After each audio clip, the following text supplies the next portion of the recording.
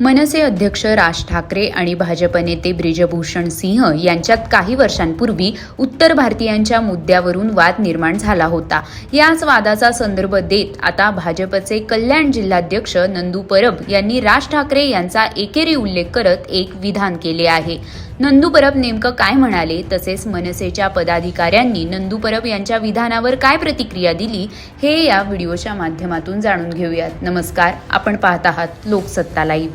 मैं सलूट करता हूं वो तुमसे सिंह को कि जिन्होंने राज ठाकरे जा रहा था उसको खाली बोल दिया आके निकल। 2022 मध्ये राज ठाकरे यांच्या अयोध्या दौऱ्याची घोषणा झाल्यानंतर मनसे आणि ब्रिजभूषण सिंह यांच्यात जोरदार वाद निर्माण झाल्याचं पाहायला मिळालं होतं।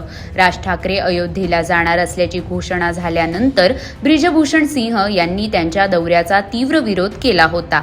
राज ठाकरे यांनी उत्तर भारतीयांची माफी मागावी, त्यानंतरच त्यांना उत्तर प्रदेशात प्रवेश देऊ अशी आक्रमक भूमिका ब्रिजभूषण सिंह यांनी घेतली होती। ब्रिजभूषण सिंह यांच्या या विधानामुळे मोठा राजकीय वाद निर्माण झाला होता।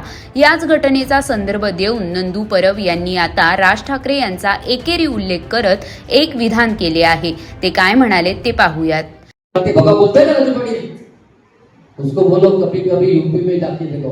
मैं सलूट करता हूं वो तुमसे सिंह को कि जिन्होंने राज ठाकरे जा रहा था उसको खाली बोल दिया आके निकल। ये उत्तर भारतीय लोग हैं, ये उत्तर भारतीय लोग हैं। एक धक्का दिया तो आना ही बंद हो गया।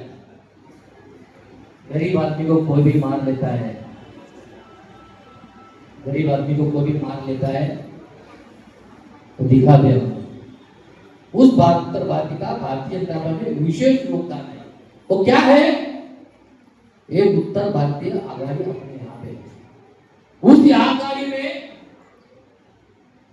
आघाड़ी में के अध्यक्ष जिला के अध्यक्ष नागेंद्र शर्मा है। जो प्रोटोकॉल है वो प्रोटोकॉल से सबका भी प्रतिनिधित्व होगा। नंदू परब यांच्या या विधानावर आता मनसेचे पदाधिकारी हर्षद पाटील यांनी प्रतिक्रिया दिली आहे।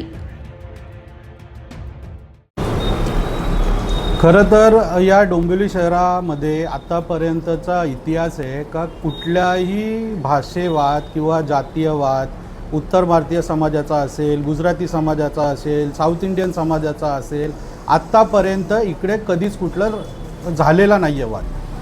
आम्ही सर्वजण इथे एकत्र राहतो, एकत्र सगळ्या गोष्टी आम्ही एकत्र करतो। आमचे उत्तर भारतीय समाजाचे मित्र आहेत, गुजराती समाजाचे मित्र आहेत, साऊथ इंडियन समाजाचे मित्र आहेत, सगळे आम्ही व्यवस्थित राहतो। आता हे काय झालं, हे जे कोणी आहेत त्यांचे जिल्हा अध्यक्ष यांचे अनधिकृत बांधकामामध्ये असणारे हे जे उत्तर भारतीय समाजाचे जे पार्टनर आहेत, त्यामुळे यांना त्यांची उजरेगिरी करावी लागते। आणि राजसाहेबांबद्दल बोलण्याची यांची अवकात आहे का?